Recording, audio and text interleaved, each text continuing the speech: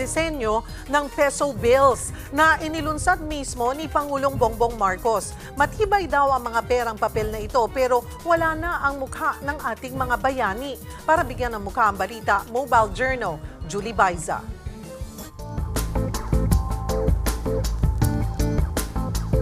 Sa mga manghihingi ng aginaldo, kina Ninong at Ninang, huwag magugulat kung iba na ang disenyo ng perang matatanggap. Mismong si Pangulong Bongbong Marcos ang nag-unveil ng First Philippine Polymer Banknote Series sa Malacanang. May 500, 100 at 50 pesos. Mayamang biodiversity ng bansa ang bida. Ang 500 pesos, Visayan Spotted Deer na ang disenyo. Matatagpuan lang yan sa rainforest ng Panay at Negros.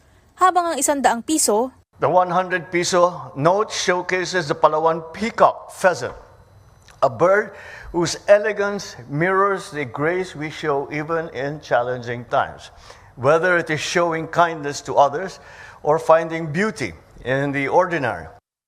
Featured naman ang Visayan leopard cat sa 50 piso na simbolo raw ng pagiging malaya ayon kay PBBM. The intricate weave patterns carry the stories of families, of communities, and generations who have kept these traditions alive through their hands and hard work.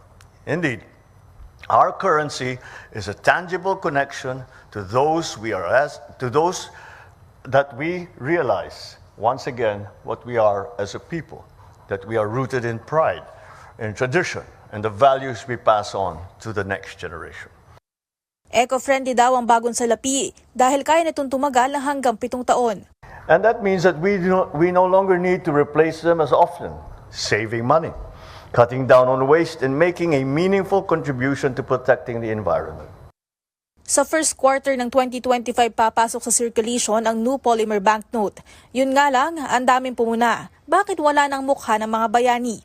Paglilinaw naman ng Pangulo, pwede pa rin gamitin ang kasalukuyang mga perang papel na nakasanayan natin. Mobile Journal, Julie Baiza, hatid ang mukha ng balita.